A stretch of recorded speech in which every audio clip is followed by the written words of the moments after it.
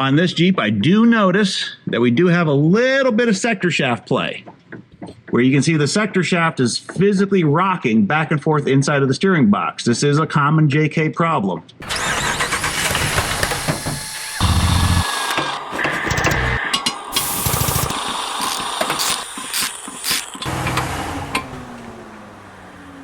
We're going to give the steering track bar a quick check that anybody can do as long as you get yourself an assistant. This is a good thing to do after you go off-roading. Anytime you have somebody that can, we have Kyle with us again, and he's gonna shake our steering wheel for us back and forth as we look at steering components and track bar on the front axle underneath.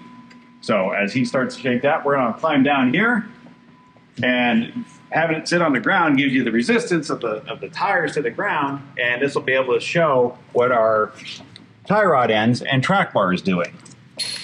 So as we climb underneath here, the first thing we're going to look at, go ahead, shake it back and forth a little harder, Kyle. And what we're looking for is we're looking for movement. Here's your track bar. We're looking for movement. See, this is all real nice and tight. So his track bar is the #1 problem of all the Jeep front suspension componentries is typically this track bar. But that one looks really good. And then we're going to check the other end of the track bar, which is a little harder to see because it's behind the steering dampener. And there we have no play there at all. So again, this track bar is in really, really good shape. So we're going to call the track bar good. And then while Kyle is moving it, we're also going to check our tie rod ends for any gross amounts of play. And here's our drag link on the axle side. We have no movement here. And while we're here, we're going to take a look at our tie rod. Our tie rod, again, no movement, so that's good. And then we're going to come over here and check other tie rod end at our Pitman Arm end. With the stock skid plate on here, with the Riveton skid plate, it's a little harder to see, but here's our Pitman Arm end, nice and tight. This side tie rod end, which again is also really nice and tight. Now, on this Jeep, I do notice that we do have a little bit of sector shaft play, where you can see the sector shaft is physically rocking back and forth inside of the steering box. This is a common JK problem. This one isn't bad enough to where it's starting to leak yet, but it does have a little bit of play there. Again, that would be something that we want to keep an eye on in the future. And that takes care of our front steering on the ground. So here we have a JK steering box. We're just looking at the sector shaft play that we had on the one that we have over here right now that we're investigating.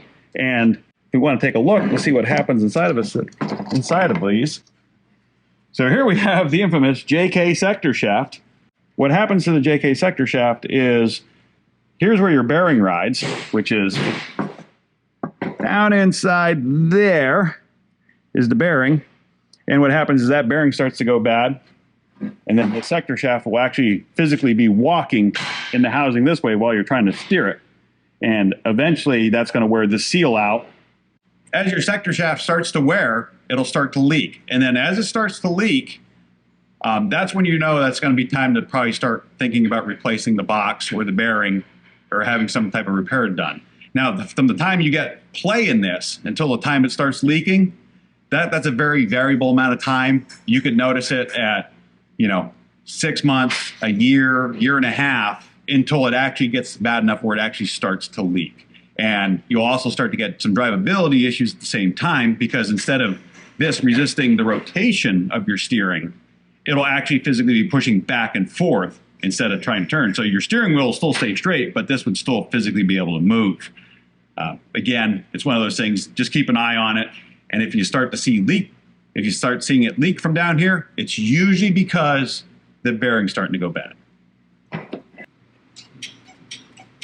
And I have a little thump. I feel a little thump, which could be a little suspension rod.